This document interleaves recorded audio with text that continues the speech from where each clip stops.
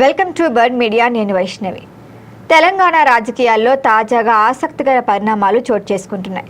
ఎప్పటిలాగానే పార్టీ వ్యూహాలతో కేసీఆర్ చుట్టూ తిరుగుతుండగా సోషల్ మీడియాలో కేటీఆర్ చురుకుదనం కనిపిస్తూ ఉంటుంది. అయితే ఇప్పుడు చర్చల కేంద్రంగా నిలుస్తున్న పేరు మాత్రం కవితే.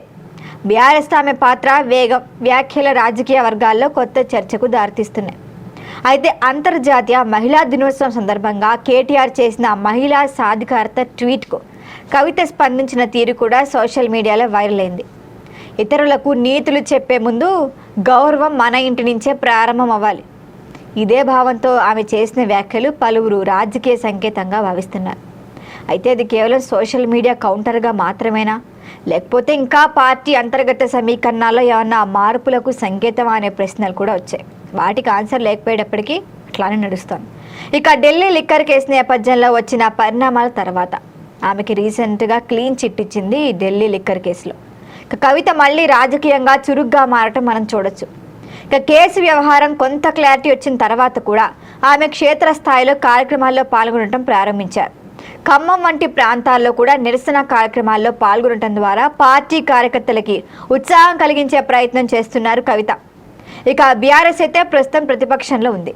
కవిత క్షేత్రస్థాయి ఉద్యమ పంధాను మళ్లీ ముందుకు తెచ్చే ప్రయత్నం చేస్తున్నారు అనే అభిప్రాయాలు కూడా వినిపిస్తున్నాయి. తెలంగాణ జాగృతి వేదికగా ఆమె చేస్తున్న కార్యక్రమాలు కూడా ప్రత్యేక దృష్టిని ఆకర్షిస్తున్నాయి.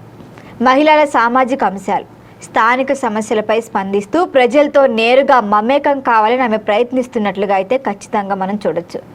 ఇక పార్టీ అధికారంలో లేని సమయంలో కూడా వీధి స్థాయి పోరాటాలే ప్రభావవంతం అవుతాయని కూడా ఆమె నమ్ముతారనే అభిప్రాయం కూడా ఉంది.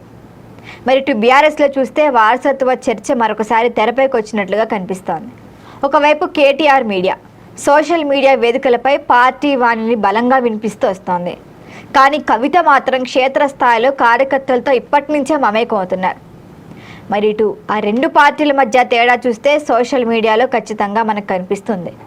అయితే కొందరు కేటీఆర్ను ఆధునిక గ్లామర్ రాజకీయాల ప్రతినిధిగా చూస్తుంటే మరికొందరు మాత్రం కవితను ఉద్యమ శైలి నాయకురాలిగా అభివర్ణిస్తున్నారు. అయితే పార్టీ అధికారికంగా ఈ అంశాలపై ఎలాంటి విభేదాలు లేవని చెప్తూ వస్తోంది. రాజకీయ వర్గాల్లో మాత్రం అంతర్గత సమీకరణాలపై ఊహాగానాలు ఆగట్లేదు. ఇక కేసీఆర్ ఇప్పటికే పార్టీ ప్రధాన నాయకుడు అయినప్పటికీ భవిష్యత్ నాయకత్వంపై చర్చలు సహజంగానే కొనసాగుతున్నాయి. మొత్తానికి ఇప్పుడు కవిత చురుకుదనం కొత్త దిశను సూచించినట్లుగా కనిపిస్తోంది. మరి ఇది పార్టీ వ్యూహంలో భాగమా, లేకపోతే అంతర్గత రాజకీయ మార్పుల ఆరంభమా అన్నది మాత్రం రాబోయే రోజుల్లో స్పష్టత పొందబోతుంది. ఇక తెలంగాణ రాజకీయాల్లో గులాబీ దళం తదుపరి అడుగు ఎలా ఉండబోతోంది, కవిత మీద ఎటువంటి స్టెప్స్ తీసుకుంటారు, ఇప్పుడు ఇదే అందరి దృష్టిని ఆకర్షిస్తోంది. దీనిపైన మరిన్ని అప్డేట్ల కోసం చూస్తూనే ఉండండి బర్డ్ మీడియా.